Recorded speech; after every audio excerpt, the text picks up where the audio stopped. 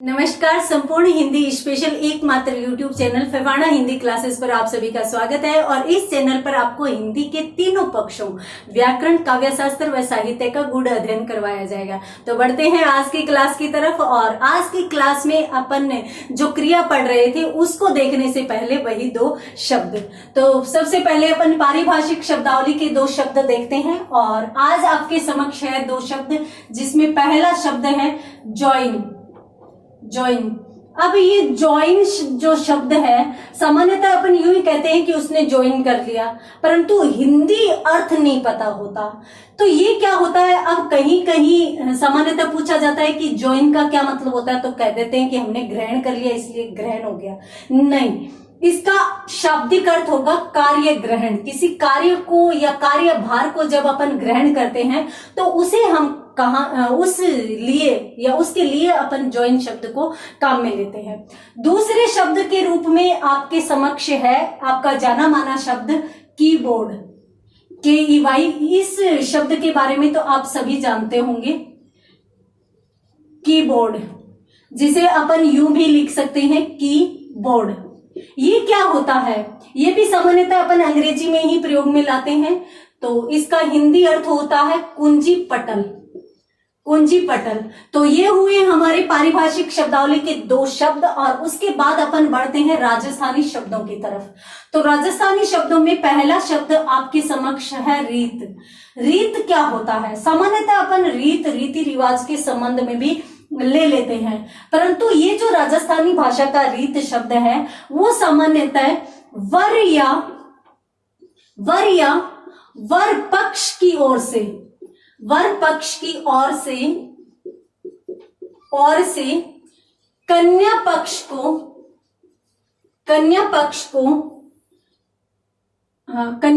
को जो धन दिया जाता है उसे ही हम क्या कहते हैं, रीत कहते हैं। ठीक। देखिए वर पक्ष, और सामान्यतः इसको मैं यूं कहूं तो आपको ज्यादा समझ में आ जाएगा कि कन्या के बदले में जहां पर धन दिया जाता है, वर पक्ष कन्या को लेने के लिए या वधू को लेने के लिए और धन देता है, तो उसे हम क्या कहते हैं, रीत कहते हैं। तो ये एक महत्वपूर्ण शब्द है, आप इसे ध्यान से देख लेंगे। अगला शब्द है साता। अब ये साता क्या होता है, ये सामान्यतः सात सुपारी को कहते हैं। सात सुपारी को भी कहते हैं, कभी कभार सिंघाड़े भी इसमें काम में लिए जा सकते हैं। ये किस समय पर काम में आएंगे, अब सामान्यतः यदि मैं आपके पास सात सुपारी या सिंघाड़े लेकर आऊं तो आप साता नहीं कहेंगे। ये एक विशेष अवसर पर ही दिया जाता है। कौन सा अवसर, विवाह में। विवाह में सगुन के रूप में जब अपन सुपारी या सिंघाड़ा देते हैं तो उस समय जो सुपारी और सिंघाड़ा दिया जाता है उसे क्या कहा जाता है, साता कहा जाता है। अर्थात तब यूं कहते हैं कि साता दिया गया है। जिस प्रकार से ये होता है ना कि पडड़ा, और इस प्रकार से ये राजस्थानी शब्द होते हैं, उसी प्रकार से ये साता शब्द भी मान्य है। जल्दी से स्क्रीनशॉट लीजिए, उसके बाद बढ़ते हैं अपन अगले शब्दों की तरफ, अपनी मेन क्लास की तरफ। तो यहां पर अपनों ने पारिभाषिक शब्दावली से संबंधित दो शब्द देखिए, ज्वाइन और कीबोर्ड। ज्वाइन का मतलब होता है कार्यग्रहण और कीबोर्ड का मतलब होता है कुंजी पटल। उसके बाद अपनों ने दो राजस्थानी शब्दों को भी देखा, जिसमें रीत और साता। रीत तो वर पक्ष की तरफ से वधू पक्ष को दिया जाने वाला धन होता है, और साता सात सुपारी या सिंघाड़े। सामान्यतः विवाह में सगुन के रूप में दिए जाने वाले सात सुपारी या सिंघाड़े को अपन क्या कहते हैं, साता। अब अपन बढ़ते हैं अपनी मेन क्लास की तरफ। और उस क्लास में अपन क्या पढ़ रहे थे, क्रिया टॉपिक का अध्ययन अपन कर रहे थे। और क्रिया टॉपिक में भी अपन कहाँ थे, अपन पहले ही भेद की तरफ थे। कौन सा भेद, कर्म के आधार पर क्रिया के भेद। क्रिया जिसमें कर्म के आधार पर भेद अपन पढ़ रहे थे। सामान्यतः कर्म के आधार पर क्रिया के कितने भेद हैं, हम जानते हैं कि कर्म के आधार पर क्रिया के दो भेद किए जाते हैं। कौन कौन से, एक अकर्मक क्रिया, अकर्मक क्रिया, यहाँ पर अपन मान सकते हैं कि ए का शाब्दिक अर्थ होता नहीं, अर्थात जहां पर कर्म नहीं आता वहां पर कौन सी क्रिया मानी जाती है, अकर्मक क्रिया मानी जाती है। और दूसरा भेद कौन सा, सकर्मक क्रिया, अर्थात स का अर्थ साथ में लिया जाएगा और जहां पर कर्म आना जरूरी होता है वहां पर कौन सी क्रिया मानी जाती है, सकर्मक क्रिया मानी जाती है। अब अपन इनके भी आगे भेदों की यदि बात करते हैं तो इनके भी आगे जाकर दो भेद स्वीकार किए जाते हैं। कौन कौन से किए जाते हैं, तो यहाँ पर दोनों के समान ही रूपों में चलते हैं। यदि अकर्मक क्रिया के भेदों की बात करें तो इसका एक भेद तो होता है पूर्ण अकर्मक क्रिया, अकर्मक क्रिया, और दूसरा भेद होता है अपूर्ण अकर्मक क्रिया, अपूर्ण अकर्मक क्रिया। इस प्रकार से इसके भी दो भेद होते हैं। और उसी प्रकार से सकर्मक क्रिया के भी पूर्ण सकर्मक क्रिया, सकर्मक क्रिया, तो दूसरा भेद वही अपूर्ण सकर्मक क्रिया। इस प्रकार से इसके भेद किए जाते हैं। ठीक है, अकर्मक क्रिया और सकर्मक क्रिया। अकर्मक क्रिया के भी दो भेद पूर्ण और अपूर्ण, सकर्मक क्रिया के भी दो भेद पूर्ण और अपूर्ण। यहाँ पर अकर्मक क्रिया तो पूरी हो जाती है क्योंकि इसके दो ही भेद स्वीकृत हैं और दोनों के दोनों भेद अपन पढ़ भी चुके हैं इस क्लास में। उसके बाद अपन बात करते हैं सकर्मक क्रिया की। तो सकर्मक क्रिया के भी दो भेद होते हैं, एक तो पूर्ण सकर्मक क्रिया और एक अपूर्ण सकर्मक क्रिया। अपूर्ण सकर्मक क्रिया का मैं अभी बता देती हूँ, हालांकि अपनों ने पढ़ना शुरू नहीं किया है परंतु फिर भी बता देती हूं कि इसके आगे कोई भी भेद नहीं होंगे। परंतु जो पूर्ण सकर्मक क्रिया है ये भी आगे जाकर दो भागों में विभक्त हो जाती है। कौन कौन से भागों में, तो पूर्ण सकर्मक क्रिया की बात करें तो यह जो कर्म आते हैं उनके आधार पर दो भागों में बंट जाती है। कौन कौन से भागों में, यदि वहां पर एक कर्म आता है तो वहां पर तो हम एक कर्मक क्रिया मान लेंगे, अर्थात इसका पहला भेद कौन सा हो जाएगा, एक कर्मक क्रिया। और यदि अपन देखते हैं कि किसी वाक्य में दो कर्म आते हैं तो वहां पर दो कर्मों के आधार पर द्विकर्मक क्रिया भी मान ली जाती है, द्विकर्मक क्रिया। तो इस प्रकार से ये डायग्राम है क्रिया के संबंध में कर्म के आधार पर। आप जल्दी से स्क्रीनशॉट लीजिए और उसके बाद बढ़ते अपन कहाँ थे, अपन थे सकर्मक क्रिया के पास। और सकर्मक क्रिया का भी पहला ही भेद अपन इस क्लास में पढ़ रहे थे और पहला भेद कौन सा, पूर्ण सकर्मक क्रिया अपन यहाँ पर पढ़ रहे थे। तो उसके बाद अपन बढ़ते हैं पूर्ण सकर्मक क्रिया की तरफ ही। पूर्ण सकर्मक क्रिया में अपन फिर से थोड़ा एक एक वाक्य फिर से देखते हुए चलेंगे ताकि आपका रिवीजन भी हो जाए और आपको अच्छे से समझ में भी आए। दूसरा भेद कौन सा, सकर्मक क्रिया। सकर्मक क्रिया कहां होती है, जहां पर कर्म आता है। जैसे एक वाक्य है, बालक पुस्तक पढ़ता है। बालक पुस्तक पढ़ता है, बालक क्या पढ़ता है, पुस्तक पढ़ता है। और यहां पर आपको मैं बता देती हूं क्या का उत्तर आ जाता है तो वहां पर कौन सी क्रिया मानी जाती है, सकर्मक क्रिया मानी जाती है।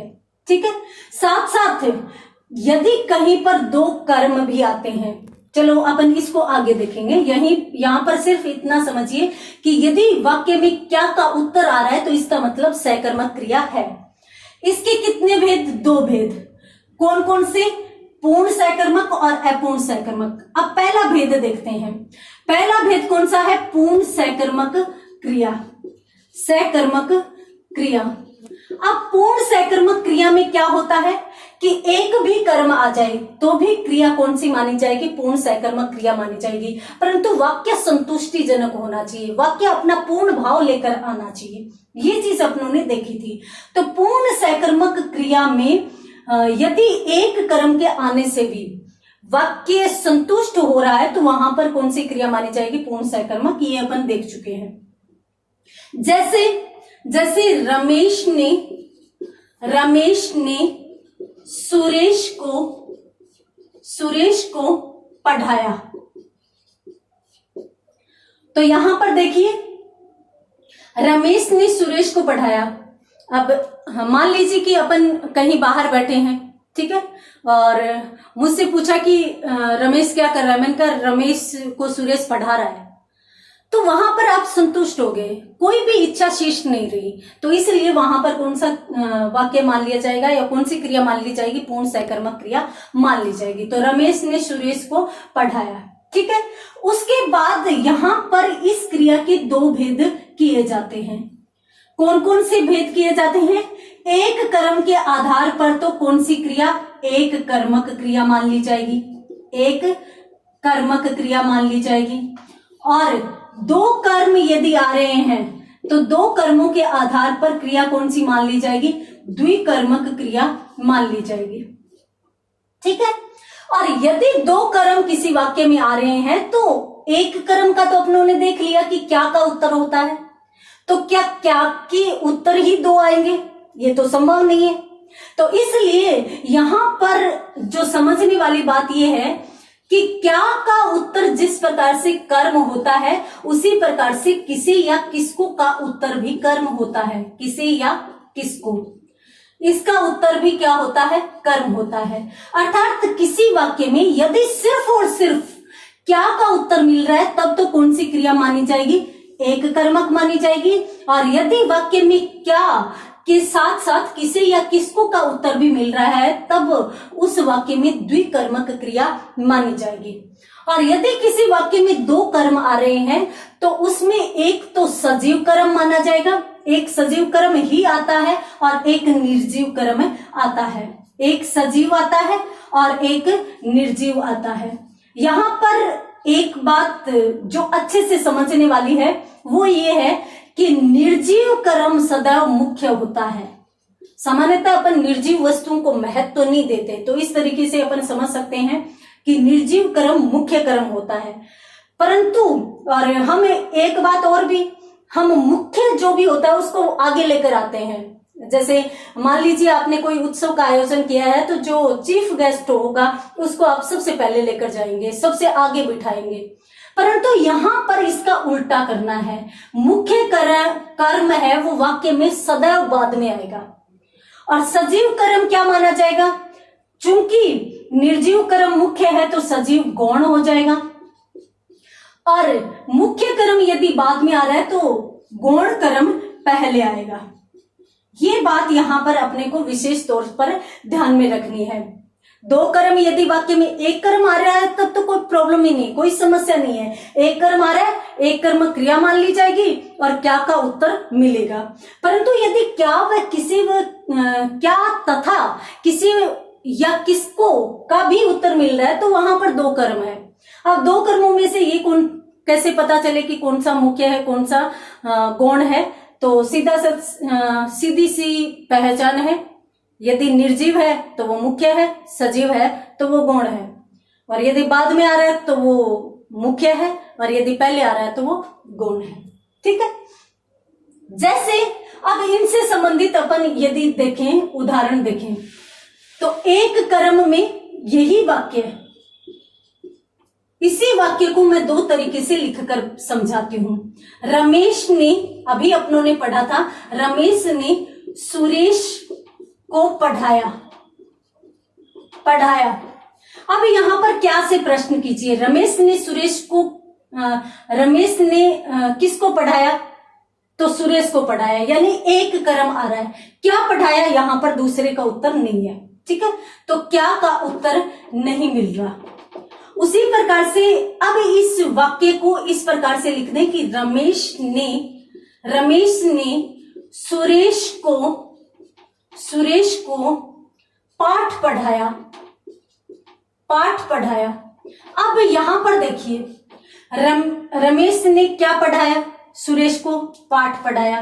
किसको पढ़ाया? सुरेश को पढ़ाया। यानी क्या के साथ साथ किसे व किसको का उत्तर भी आ रहा है। अब ये ही दोनों वाक्य मैंने आपको क्यों करवाए हैं?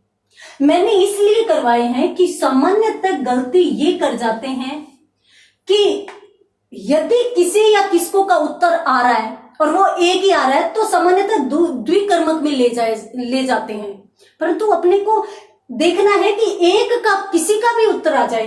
ये नहीं देखना, ये रट्टा नहीं लगाना कि क्या का ही उत्तर आएगा तभी अपन एक कर्मक मानेंगे, और एक कर्म है परंतु वो उत्तर किसका है, किसे या किसको का है, तो अपन द्विकर्मक में चले जाएंगे। जी नहीं, कर्म यदि एक है तो एक कर्मक ही मानी जाएगी। अब यहां पर देखिए क्या का उत्तर तो नहीं है परंतु किसे या किसको का उत्तर है।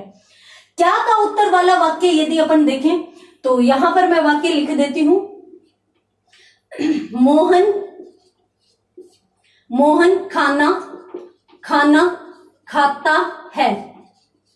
तो मोहन क्या खाता है, खाना खाता है। यहां पर तो आप इतनी चीज तो पिछली क्लास में पढ़ चुके थे कि जैसे ही क्या का उत्तर आया तो वहां पर कौन सी क्रिया मान ली जाएगी, एक कर्मक। परंतु ये मत समझ लेना कि सदैव क्या का उत्तर ही एक कर्म होगी, एक कर्म शर्त है। अब क्या और किसे किसको ये तो सिर्फ और सिर्फ सहूलियत के लिए पहचान दी जाती है। क्लियर, बढ़ते हैं आगे। तो यहां पर पूर्ण सकर्मक क्रिया और उसके बाद एक कर्मक और द्विकर्मक क्रिया। उम्मीद करती हूं आपको बहुत अच्छे से समझ में आया होगा, और यदि बहुत अच्छे से समझ में आ गया है तो हम भारतीय हैं, हम हिसाब तो रखते ही नहीं है। अभी देख लेते हैं आपको कितना समझ में आया। एक प्रश्न का जवाब दीजिए। निम्न में से किस वाक्य में द्विकर्मक क्रिया का प्रयोग हुआ है?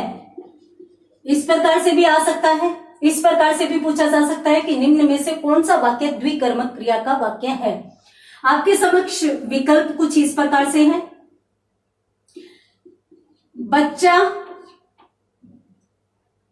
बच्चा गाना गा रहा है। दूसरा वाक्य है मधु पत्र लिखती है।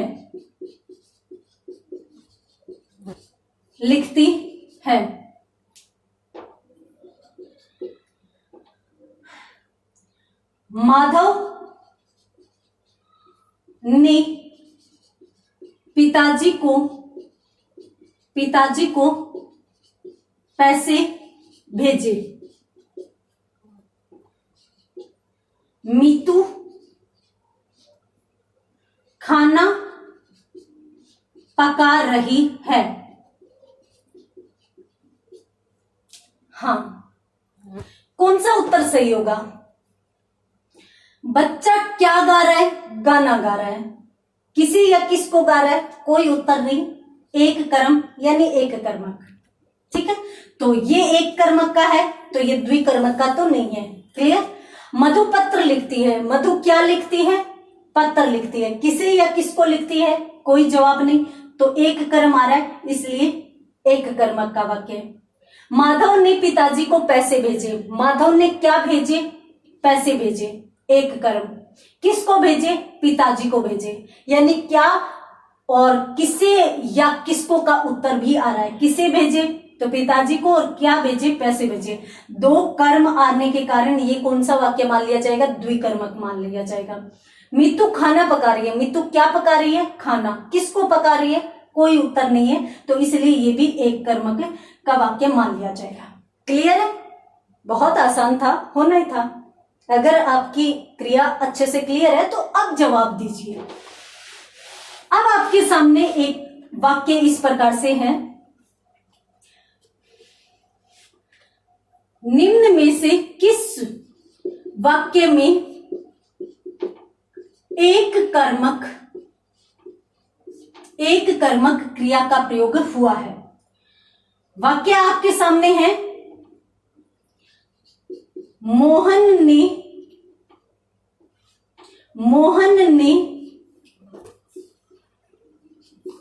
गाय को चारा खिलाया। दूसरा, माधव ने माधव ने पिताजी को पत्र लिखा।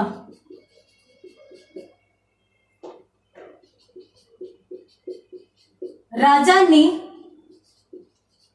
भिखारी को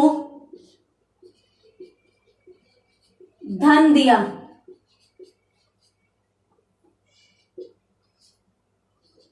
राधा ने सीता को सब्जियां दी। प्रश्न को 2 बार पढ़िए। प्रश्न आपका क्या कह रहा है? एक कर्मक का वाक्य बताना है। अब इसमें ये चयन कीजिए कि कौन से वाक्य में एक कर्मक क्रिया है। जल्दी से ध्यान से 2 बार वाक्य को पढ़िए, सभी विकल्प अच्छे से पढ़िए और फिर आप मुझे बताइए कि कौन से वाक्य में, कमेंट बॉक्स में लिखिए आप कि कौन से वाक्य में कौन सा वाक्य है वो सही उत्तर माना जाएगा, या मैं यूं कहूं कि कौन से वाक्य में एक कर्मक क्रिया का प्रयोग हुआ है। देखते हैं। मोहन ने गाय को चारा खिलाया। मोहन ने क्या खिलाया? चारा खिलाया। यानी क्या का उत्तर आ रहा है? चारा। तो चारा क्या है? कर्म है। क्लियर? किसे खिलाया? गाय को खिलाया। और किसे का उत्तर आ रहा है? क्या आ रहा है? गाय आ रहा है। यानी क्या और किसे दोनों का उत्तर आने के कारण ये तो द्विकर्मक हो जाएगी, ये तो एक कर्मक नहीं है। बढ़ते हैं आगे। माधव ने पिताजी को पत्र लिखा। पहली बात, माधव ने क्या लिखा? पत्र लिखा। यानी एक तो कर्म ये हो गया। किसे लिखा? पिताजी को लिखा, तो ये भी कर्म है। यानी 2 कर्म आ रहे हैं, तो ये तो एक कर्मक क्रिया का वाक्य नहीं है, छोड़ दीजिए। बढ़ते हैं आगे। राजा ने भिखारी को धन दिया। राजा ने क्या दिया?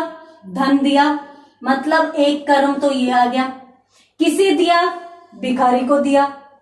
तो भिखारी को दिया, तो इसलिए किसे का भी उत्तर आ रहा है, अर्थात ये भी कर्म हो गया। और इसमें भी 2 कर्म आ रहे हैं, तो छोड़ दीजिए। बढ़ते हैं आगे। राधा ने सीता को सब्जियां दी। राधा ने क्या दी? सब्जियां दी। सब्जियां दी राधा ने, तो कर्म हो गई, यानी सब्जियां कर्म हो गई। किसे दी? सीता को दी, तो यहां पर सीता भी क्या होगी? कर्म हो गई। 2 कर्म आ रहे हैं, छोड़ दीजिए, और कोई तो विकल्प ही नहीं है। तो सही उत्तर क्या होगा?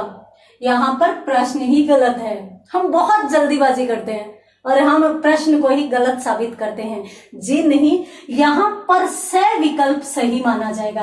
राजा ने भिखारी को धन दिया, ये विकल्प सही माना जाएगा। ये जो वाक्य है वो एक कर्मक क्रिया का वाक्य है। क्यों है, कैसे है, देखते हैं।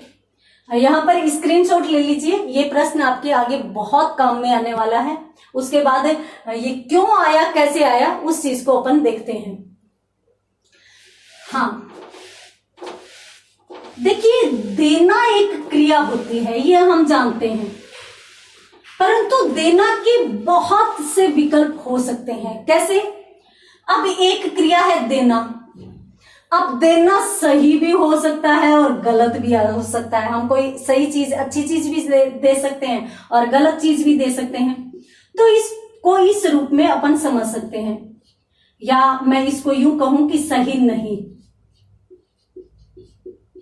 सही नहीं या गलत, ये 2 चीजें हो सकती हैं। अब जो सही चीज है उसके भी 2 विकल्प हो सकते हैं। कुछ चीजें तो ऐसी है जो अपन, जो अच्छी चीज है उसको हम दे रहे हैं तो हम वापस भी लेंगे, वापस भी लेंगे। और कुछ ऐसी अच्छी चीजें होती है जो वापस नहीं ली जाती, नहीं ली जाती। उसी प्रकार से जो गलत चीज होती है उसके भी 2 विकल्प हो सकते हैं। यानी कुछ चीजें तो ऐसी होती है जो अपन वापस ले सकते हैं, लेना चाहते हैं, और कुछ ऐसी चीजें होती हैं जिन्हें हम वापस नहीं लेना चाहते। अब कौन कौन सी और कैसी कैसी होती हैं देखते हैं। जो चीज सही है, हमने किसी को दी है, हम वापस लेना चाहते हैं, वो हो सकता है उधार। आपने कुछ भी उधार दिया है, जैसे किसी को आपने पैसे उधार दिए हैं या कुछ भी दिया है, तो वो आप वापस लेने के हकदार हैं और आप लेंगे। आपने अपनी पुस्तक थोड़े समय के लिए किसी को दे दी, इसको इस रूप में भी समझ सकते हैं, पुस्तक किसी को थोड़े समय के लिए दी है, आप वापस लेना चाहेंगे। और पुस्तक और उधार दोनों ही अच्छी चीज है, क्योंकि हम मनुष्य एक सामाजिक प्राणी है और समाज में लेन देन चलता रहता है।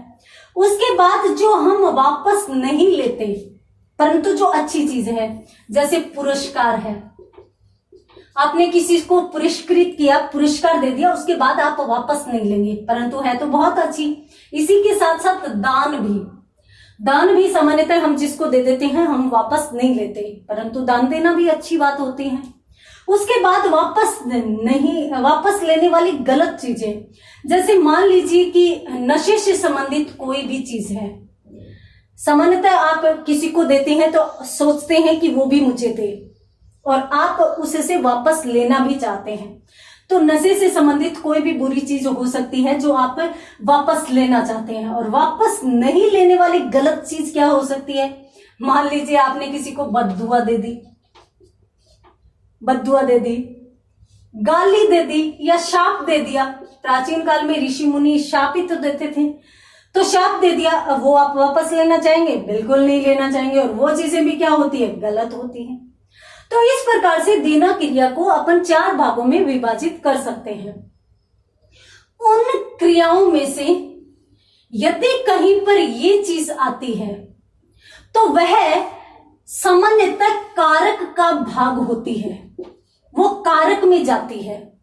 कारक कितने होते हैं हम जानते हैं, 8 कारक होते हैं, और उनमें से एक भेद होता है संप्रदान कारक, जिसके पीछे दान लगा हुआ है।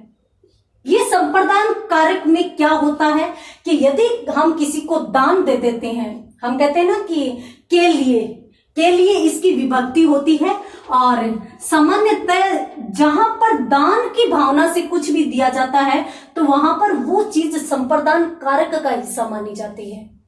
और चूंकि वो संप्रदान कारक का हिस्सा मानी जाती है तो इसलिए वहां पर एक कर्म समाप्त हो जाता है और सिर्फ दूसरा कर्म वहां पर बचता है।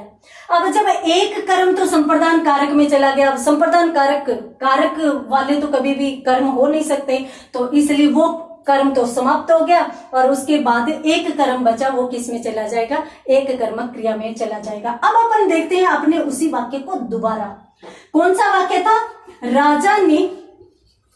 राजा ने भिखारी को धन दिया। अब देने में कौन सी भावना है, दान की भावना है, ठीक है। अब राजा ने किसको क्या दिया, तो ये तो धन है, ये तो कर्म माना जाएगा, और सामान्यतः जो निर्जीव कर्म या मुख्य कर्म है वो इसी रूप में, इसी स्थिति में रहेगा। परंतु किसके लिए दिया गया, के लिए किसकी विभक्ति होती है, संप्रदान कारक की, तो किसके लिए दिया गया, भिखारी के लिए। तो भिखारी में कारक मान लिया जाएगा, कौन सा मान लिया जाएगा, संप्रदान कारक। अर्थात यदि देने में दान की भावना हो तो वहां पर वो कर्म नहीं माना जाकर संप्रदान कारक मानते हुए और उस वाक्य में एक कर्मक क्रिया मानी जाती है। क्लियर, स्क्रीनशॉट लीजिए, उसके बाद बढ़ते हैं अपन आगे। तो यहां पर तो ये आप नोट करके लिख लीजिएगा अपनी नोटबुक में कि यदि कहीं पर किसी वाक्य में यदि दूसरा कर्म दान की भावना से आता है तो वहां पर संप्रदान कारक मानते हुए और एक कर्मक क्रिया मानी जाएगी। और द्विकर्मक और एक कर्मक में कौन कौन सा अंतर होता है अपन और वाक्यों के साथ या उदाहरणों के साथ अच्छे से समझेंगे, परंतु अगली क्लास में। तब तक के लिए धन्यवाद।